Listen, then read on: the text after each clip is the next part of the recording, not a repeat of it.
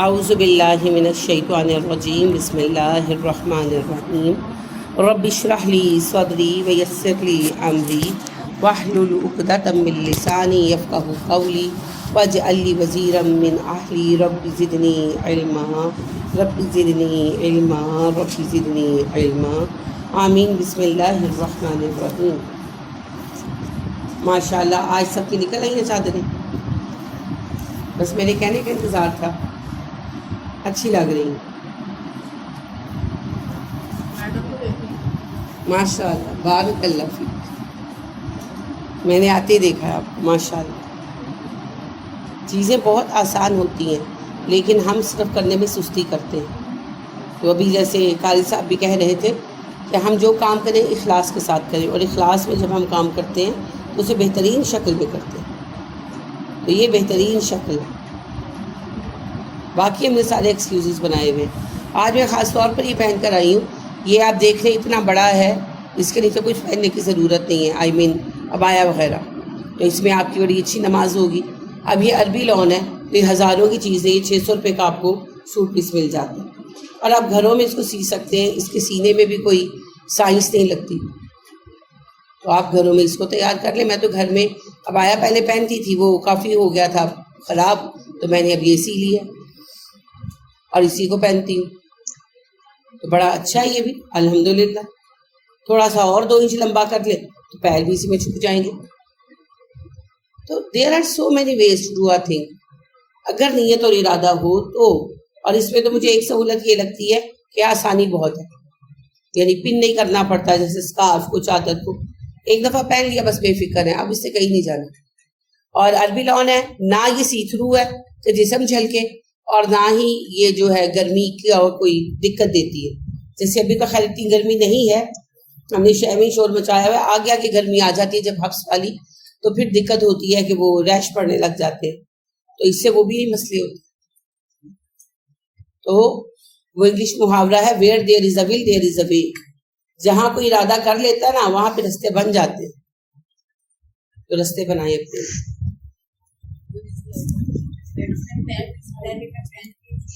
نہیں، میں اس طرح کا خود سلائی کر لیتی ہوں، لیکن یہ نہیں کیا، یہ سلوایا۔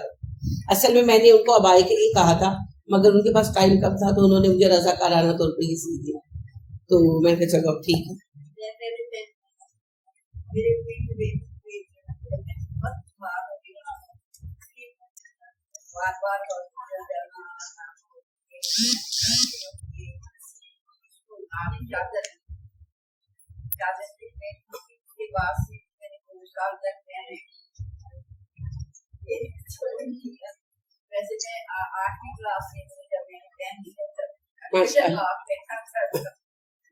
ضروری نہیں ہے میڈم کہ برقع پہنا جائے، بس یہ ہے کہ جب آپ گھر سے نکلیں اور جب آپ خاص طور پر نماز کے لیے کھڑے ہو تو سطر کور ہونا چاہیے۔ اس کے لیے بے شک کوئی بات ہے اسکارف اوڑھ لیں، بے شک آپ چادر اوڑھ لیں۔ تو عبایا کا تو یہ ہے کہ سہولت ہے کہ اس میں کام کرنے میں دقت نہیں ہوتی۔ عبایا آپ نے پہنا ہوا ہے، آپ کچن میں بھی کام کر رہے ہیں، آپ سرونگ وغیرہ بھی کر رہے ہیں، مہمان آئے ہوئے ہیں، تو وہ کوئی دقت نہیں ہوتی، اس لیے عبایا کنوینئنٹ رہتا ہے۔ تو باقی آپ جو چاہے کریں، جو چاہے پہنے۔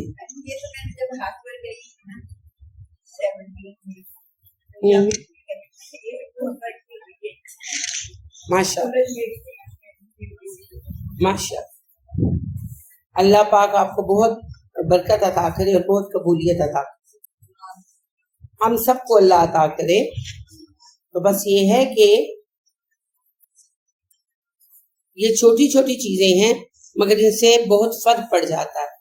آپ ہانڈی پکاتے ہیں نا، اس پہ دھنیا ڈال دیتے ہیں تو ہانڈی کا روپ بھی اور ہو جاتا ہے نا۔ دھنیا گرم مسالہ نہ ڈالے تو ہانڈی کی شکل صورت ہی نہیں نکلتی۔ بس یہ وہی باتیں کہ نماز تو پڑھتے ہیں، سطر کا سبب کر کے پڑھتے ہیں تو نماز کا لیول ہی اور ہے۔ ابھی آپ سن رہے تھے کیا انہوں نے کہا، بالکل صحیح کہا، کیا اعمال گنے بھی جائیں گے اور تولے بھی جائیں گے۔ تو جو کام کوئی ویلیو کے ساتھ کیا ہی نہیں گیا، اس کو ویلیو ہی نہیں کیا گیا، بس ایک فرض تھا کہ بس ادا کرنا تھا، کر دیا، تو بڑا فرق پڑتا ہے جی، بڑا فرق پڑ جاتا ہے۔ اور خیر یہ تو اخلاص وغیرہ کی بات ہے، سطر تو شرط ہے. جس طرح وضو کے بغیر نماز نہیں ہوتی، اسی طرح سطر کے بغیر نماز نہیں ہوتی.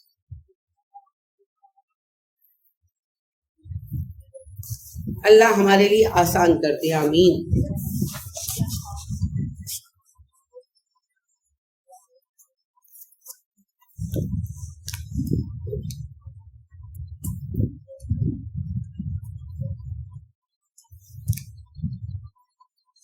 آج ہم سورہ انفال شروع کرنے والے ہیں. اعوذ باللہ من الشیطان الرجیم، بسم اللہ الرحمن الرحیم. رب اشرح لی صدری ویسر لی امری واحلل عقدۃ من لسانی یفقہوا قولی واجعل لی وزیرا من اہلی رب زدنی علما رب زدنی علما رب زدنی علما. آمین. بسم اللہ الرحمن الرحیم. سورۃ الانفال مدنی سورت ہے. نفل کی جمع ہے انفال. نفل کہتے ہیں زائد کو، ایکسٹرا کو. تو انفال سے مراد ہے غنیمت کا مال، صدقات. بسم اللہ الرحمن الرحیم. یسألونک عن الانفال، وہ آپ سے کچھ سوال کرتے ہیں صدقات کے بارے میں، غنیمتوں کے بارے میں. قل الانفال للہ ورسولہ، کہہ دیجئے مال غنیمت اللہ اور رسول کا مال ہے. مال غنیمت وہ مال ہے جو فتح کی صورت میں مسلمانوں کے ہاتھ آئے. تو جنگ کا لازمی نتیجہ تو ہے شکست یا فتح. تو مال ملنا زائد ہے، اسی لیے اسے انفال کہا گیا. فاتقوا اللہ، بس اللہ سے ڈرو. واصلحوا ذات بینکم، آپس میں ایک دوسرے کے ساتھ معاملات درست رکھو.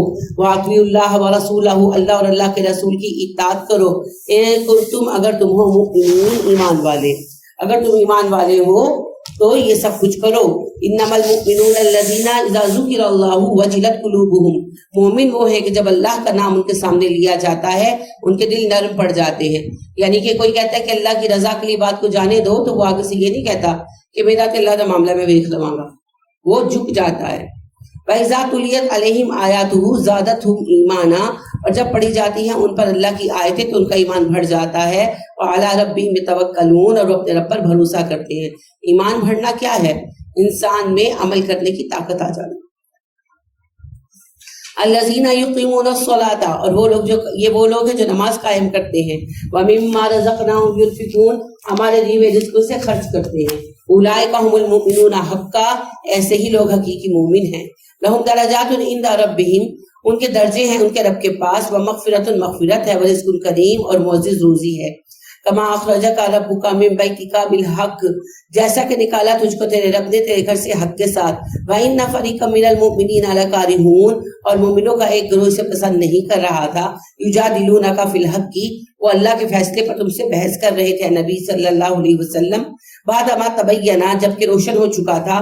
کأنما یساقون، جیسے ہانکے جا رہے ہیں وہ الی الموت، موت کی طرف. وہم ینظرون، اور اسے دیکھ رہے تھے وہ. یعنی مومنوں میں منافقوں کا گروہ تھا نا، تو جب جنگ کے لیے انہیں جانا پڑا تو انہیں ایسے ہی لگ رہا تھا کہ مارے گئے. یہ بدر کی بات شروع ہو گئی ہے. وَإِذْ يَعِدُكُمُ اللَّهُ إِحْدَى الطَّائِفَتَيْنِ، جب اللہ تم سے وعدہ کر رہا تھا کہ دو گروہوں میں سے ایک تمہیں ملے گا. أَنَّهَا لَكُمْ، بے شک وہ تمہارا ہی ہے. وَتَوَدُّونَ أَنَّ غَيْرَ ذَاتِ الشَّوْكَةِ، تمہاری خواہش تھی کہ تمہیں وہ گروہ ملے جو طاقتور نہیں ہے. تکون لکم، تمہارے ہاتھ آ جائے. ویرید اللہ، اللہ چاہتا تھا ان یحق الحق بکلماتہ، کہ اپنے حکم سے حق کو حق بنا کر ثابت کر دے. ویقطع دابر الکافرین، اور کافروں کو جڑ سے کاٹ دے. یحق الحق، تاکہ حق ثابت ہو جائے. ویبطل الباطل، باطل باطل ہو جائے. ولو کرہ المجرمون، اگرچہ مجرم اس بات کو پسند نہ کرے. بدر میں آپ کو پتا ہے مسلمان جنگ کرنے نہیں نکلے تھے. یہ غلط فہمی ہے، اور عام طور پر کتابوں میں لکھا جاتا ہے کہ مسلمانوں کی طاقت نہیں تھی، جو تیاری نہیں کر سکتے تھے. ایسی بات نہیں ہے. انصار اتنے گئے گزرے نہیں تھے. اگر جنگ ہوتی تو جو لوگ تھے جتنے بھی جاتے جنگ کے لیے، ایک تو تعداد میں زیادہ ہو سکتے تھے، ماشاءاللہ مدینے میں اچھی آبادی تھی. اور دوسری بات یہ ہے کہ تلواریں وغیرہ ارینج ہو سکتی تھی. اصل میں جنگ کا ارادہ ہی نہیں تھا. مسلمان پریشان تھے کیونکہ کفار نے جیسے ہی مسلمان ہجرت کر کے آئے، ابو جہل نے خط لکھ کر دھمکی دی تھی اور کہا تھا کہ ہم تم پر اٹیک کریں گے، ہم انتظار کر رہے ہیں اپنے قافلے کا، ہمارا قافلہ آ جائے تو پھر دیکھو. اب مسلمانوں کو بھی اندازہ تھا کہ ایسا ہوگا، اور مسلمانوں کے سامنے دو مسئلے تھے. ایک مالی تنگی تھی، اور دوسرا ظاہری بات ہے کہ قریش کے ساتھ عرب کی قوت تھی، مسلمان اکیلے تھے. تو آپس میں ڈسکشنز ہوئی اس بات پر. ابو جہل نے خط لکھا تھا عبداللہ بن ابی کو، اور عبداللہ بن ابی نے وہ خط جو ہے وہ سب کے درمیان رکھا. تو اس پر ڈسکشن ہوئی کہ کیا کیا جائے. تو نبی کریم صلی اللہ علیہ وسلم کے صحابہ جو تھے انصار وغیرہ، وہ سب کی رائے تھی، ملی جلی رائے تھی کہ سارے قافلے جو تھے نا تجارت کی، وہ بدر سے گزرتے تھے. اور بدر اس طرح ہے مدینے کے ساتھ جیسے لاہور سے شاہدرہ ہے، کہ جو شاہدرہ سے گزرتا ہے وہ لاہور والوں کی پہنچ میں ہوتا ہے. تو انہوں نے کہا کہ ہم ان کا قافلہ روک لیتے ہیں اور لوٹ لیتے ہیں. اب قافلہ لوٹ لینا جنگ میں جائز ہے. یہ ایسے ہی ہے جیسے آپ دشمن کا سامان رسد لوٹ لیتے ہیں. جنگ ہو رہی ہے دو قوموں کے مابین، تو ان کا سامان ٹرانسپورٹ ہوتا ہے، تو دشمن فوج کا سامان لوٹ لیا جاتا ہے، آگ لگا دی جاتی ہے، چوری کر لیا جاتا ہے، سب چلتا ہے. کیوں؟ جنگ ہے. عام حالات میں نہیں ہوگا. تو جنگ کی کیفیت تھی. تو صحابہ نے یہ رائے دی کہ اللہ کے نبی صلی اللہ علیہ وسلم قافلہ آئے گا، پھر یہ اپنے گھروں میں پیسہ رکھیں گے، گھر والوں کو ریلیکس کریں گے، خود جنگ پہ آئیں گے. تو ہم ان کا قافلہ لوٹ لیتے ہیں. ایک تو ہمیں ٹائم مل جائے گا، انہیں سنبھلنے میں وقت لگے گا، اور دوسرا ہم جو ہے فائنینشلی مضبوط ہو جائیں گے. آپ نے بھی اجازت دے دی جنگی پوائنٹ آف ویو سے. اور اصل میں نا لوگوں کی بات بیان کرتے ہوئے اس سے مشکل لگتی ہے کہ مسلمان قافلہ لوٹنے گئے تھے. بھائی وہ کسی کا ایسے ہی قافلہ لوٹنے نہیں گئے تھے، دشمن تھے، دشمنیوں میں سب چلتا ہے. جنگ جب چل رہی ہو نا، جنگ تو جنگ میں یہ ہوتا ہے، اور یہ جنگ کا باقاعدہ اصول ہے. اور بہت ساری جنگوں میں یہ معاملہ ہوا کہ دشمنوں کے قافلے لوٹ لیے گئے اور ان کی رسد کو آگ لگا دی گئی، جس کی وجہ سے فتح حاصل ہوئی. کمزور کرنی ہوتی ہے نا، جنگ میں استعمال ہوگا نا. انہوں نے یہ کہا تھا کہ ہم اپنے قافلے کا انتظار کریں، ہمارا قافلہ پہنچ جانے دو. تو قافلہ کیا ہوتا تھا؟ ان لوگوں کے دو قافلے جاتے تھے، ایک سردی کا ایک گرمی کا. بڑے چھوٹے چھوٹے تو جاتے رہتے تھے. وہ بڑا قافلہ تھا، ان کا آنا تھا، انہوں نے گھروں میں پیسے رکھنے تھے، بیوی بچوں کو اپنی طرف سے محفوظ سمجھنا تھا، خود لڑنے آ جانا تھا. تو اسی لیے مسلمانوں نے یہ ڈیسیجن لیا. تو آپ صلی اللہ علیہ وسلم نے کہا کہ بالکل صحیح. سب کے اتفاق کے رائے سے، جس میں آپ کی مرضی بھی شامل تھی، مسلمان بدر گئے. مقصد یہ تھا کہ قافلہ روک لیا جائے. تو قافلے کو روکنے کے لیے گئے تھے، لہٰذا کوئی تیاری نہیں کی تھی. 313 لوگ تھے اور 8 لوگوں نے تلواریں اٹھائیں، 2 لوگوں نے گھوڑے لیے اور بس چلے گئے. کوئی تیاری نہیں کی، کیونکہ کوئی جنگ تو درپیش تھی نہیں. مگر اللہ کو منظوری کچھ اور تھا. لہٰذا ابو سفیان جو قافلے کے سردار تھے، ان کو پہلے ہی خدشہ تھا کہ ایسا ہونا. لہٰذا انہوں نے ریکی کی اور ان کو پتہ چل گیا کہ مسلمان قافلے کی طاق میں. تو وہ بحر عرب کے کنارے کنارے سے قافلہ نکال لے گئے. وہ بدر میں انٹر ہی نہیں ہوئے اور مسلمان ان کا انتظار کرتے رہ گئے. اب ادھر سے ابو سفیان نکلے اور انہوں نے پیغام بھی بھجوا دیا کہ ہم پر حملے کا اندیشہ ہے، تو تم لوگ پہنچو. تو لشکر تو آلریڈی تیار تھا، انتظار صرف قافلے کا ہو رہا تھا. اعلان جنگ کیا جا چکا تھا مکہ میں، لہٰذا لوگوں نے اپنی تیاریاں کر لی تھی. ڈیسائیڈ ہو چکا تھا کہ کس گھر کا کون سا بندہ جائے گا. ہتھیار تک تیار ہو چکے تھے، صرف قافلے کے آنے کا انتظار ہو رہا تھا. تو لہٰذا جب ابو سفیان نے پیغام بھیجا ہے تو بس وہ بہانہ بن گیا. یہ لوگ نکل آئے وہاں سے، 1000 کا لشکر نکلا اور بدر پہنچا. اب مسلمانوں کو لشکر کے آنے کی اطلاع مل گئی تھی. ابھی ٹائم تھا، تیاری بھی ہو سکتی تھی، پر اللہ سبحانہ و تعالیٰ نے یہ حکم اتارا، نبی صلی اللہ علیہ وسلم کو یہ میسج دیا جبرائیل نے کہ آپ لوگ بدر میں سٹے کریں اور جنگ کریں. نہ پیچھے سے قوموں کا رسد منگائی جائے گی اور نہ ہی میدان چھوڑ کر جائیں گے. اب یہ مشکل مرحلہ تھا کیونکہ تیاری نہیں تھی نا. تو اسی وجہ سے منافقوں کی جان نکل رہی تھی. جو اللہ نے کہا نا کیسے ان کو لگ رہا تھا کہ آپ انہیں ذبح کرانے والے ہیں، اسی لیے ان کی جان نکل رہی تھی. تو آپ صلی اللہ علیہ وسلم نے صحابہ سے پوچھا، میں نے پہلے بھی عرض کیا تھا آپ سے کہ صحابہ سے پوچھا کہ کیا تم لوگ جنگ کرو گے؟ حالات ایسے تھے نا. تو ابو بکر صدیق رضی اللہ تعالیٰ عنہ کھڑے ہوئے، وہ کہنے لگے جی اللہ کے نبی ہم جنگ کریں گے. آپ نے پھر پوچھا لوگوں یہ جنگ ایک مشکل گھاٹی ہے، کیا تم لوگ جنگ کرو گے؟ عمر فاروق رضی اللہ تعالیٰ عنہ کھڑے ہوئے نے کہا جی بالکل ہم کریں گے. تیسری بار آپ نے سملر کوشچن پوچھا تو پھر سعد بن معاذ رضی اللہ تعالیٰ عنہ کھڑے ہوئے، انہوں نے کہا اللہ کے نبی صلی اللہ علیہ وسلم اللہ کی قسم مجھے لگتا ہے کہ آپ کا سوال ہم انصار سے ہے. آپ نے کہا ہاں. تو انہوں نے کہا کہ جی ہم قوم موسیٰ نہیں ہیں کہ آپ کہیں تم تمہارا خدا لڑو، ہم بیٹھے ہوئے ہیں، ہم تو آپ کے آگے پیچھے دائیں بائیں لڑیں گے اور اللہ آپ کو ہم سے ایسے کل واقعات دکھائے گا کہ آپ کی آنکھیں ٹھنڈی ہوں. تو پھر ماشاءاللہ اگلے دن جنگ بدر ہوئی اور اللہ نے دکھا دیا کہ کامیاب گروہ وہ ہے جس کے ساتھ اللہ ہے. ورنہ لشکر تیار ہو کے بھی آ سکتا تھا، اللہ پہلے بتا دیتے. یہ تو نہیں کہ اللہ نے ٹائم پہ ڈیسیژن لیا کہ نہیں قافلہ نہیں پکڑنا، جنگ کرنی ہے، اللہ نے پہلے سے سب کچھ ڈیسائیڈ کر رکھا ہے۔ اللہ سبحانہ و تعالیٰ یہ دکھانا چاہتے تھے مسلمانوں کو بھی کہ تمہاری کامیابی اسلام کی وجہ سے ہے، اسلام کی کامیابی تمہاری وجہ سے نہیں ہے، اور اللہ کفار کو بھی دکھا دینا چاہتے تھے، اور ہمیشہ کے لیے ہمیں بتا دینا چاہتے تھے کہ اصل فتح و شکست کا معیار کیا ہے؟ حق۔ جو حق پر ہے وہ غالب ہوگا۔ آپ پڑھ آئے ہیں سورہ آل عمران میں، وَأَنْتُمُ الْأَعْلَوْنَ إِن كُنتُم مُؤْمِنِينَ، اگر مومن ہو فائنلی غالب تم آؤ گے۔ تو یہی ساری بحث جو ہے اس میں چلنے والی ہے۔ استغیثون ربکم، یاد کرو جب تم سب اپنے رب سے استغاثہ کر رہے تھے۔ استغاثہ ہوتا ہے کسی کے سامنے فریاد کر کے مدد مانگنا، جس سے کی جاتی ہے اسے مستغیث کہتے ہیں۔ مستغیث کا مبالغہ ہے غوث، اور آپ کہتے ہیں عبد القادر کو جو ایک انسان تھے پیدا ہوئے اور مر گئے، اتنے ہی بے بس تھے جتنے آپ ہیں جتنی میں ہوں، ان کو آپ کہتے ہیں غوث اعظم۔ انا للہ و انا الیہ راجعون۔ اور شرک کس کا نام ہے؟ وہ کیسے کسی کی داد رسی کر سکتے ہیں؟ وہ تو مر چکے ہیں۔ جب تم داد رسی کر رہے تھے، فریاد کر رہے تھے، دعا مانگ رہے تھے اپنے رب سے، فاستجاب لکم، اس نے تمہاری دعا قبول کی، انی ممدکم بألف من الملائکۃ مردفین، اور جواب دیا تمہیں کہ ہاں میں تمہاری مدد کروں گا 1000 فرشتوں کے ساتھ جو لگاتار اتریں گے قطاریں بنا کر۔ تو بدر کے میدان میں 1000 فرشتے اترے جبرائیل علیہ السلام کے زیر قیادت۔ وما جعلہ اللہ الا بشرا، اللہ نے اس بات کو تمہارے لیے خوشخبری بنا دیا، ولتطمئن بہ قلوبکم، تاکہ تمہارے دل مطمئن ہو جائیں۔ وما النصر الا من عند اللہ، مدد اللہ ہی کرتے ہیں۔ ان اللہ عزیز حکیم، اللہ غالب اور حکمت والا ہے۔ اذ یغشیکم النعاس امنۃ منہ، اور جب ڈھانپ رہی تھی تمہیں نیند امن والی اس جنگ کے دوران، ینزل علیکم من السماء ماء، اور وہ اتار رہا تھا تم پر پانی آسمان سے، لیطہرکم بہ، کہ پاک کر دے تمہیں پانی کے ذریعے، ویذھب عنکم رجس الشیطان، اور تم سے لے جائے شیطان کی ناپاکی، ولیربط علی قلوبکم، تمہارے دل باندھ دے، ویثبت بہ الاقدام، اور تمہارے قدم مضبوط جما دے۔ ایک تو میدان بدر میں پہنچے، انہوں نے بدر سے تھوڑا پیچھے خیمے لگائے تھے مسلمانوں، کیونکہ یہ کافرے کی نظروں میں نہیں نہ آ جاتا چاہتے تھے، چھپے ہوئے تھے، خیمے بھی کوئی خاص نہیں تھے، 1-2 ہی خیمے تھے، مقصد جنگ کا تھا ہی نہیں۔ تو اب جب حکم ہوا تو آگے بڑھے اور بدر کے میدان میں پہنچے۔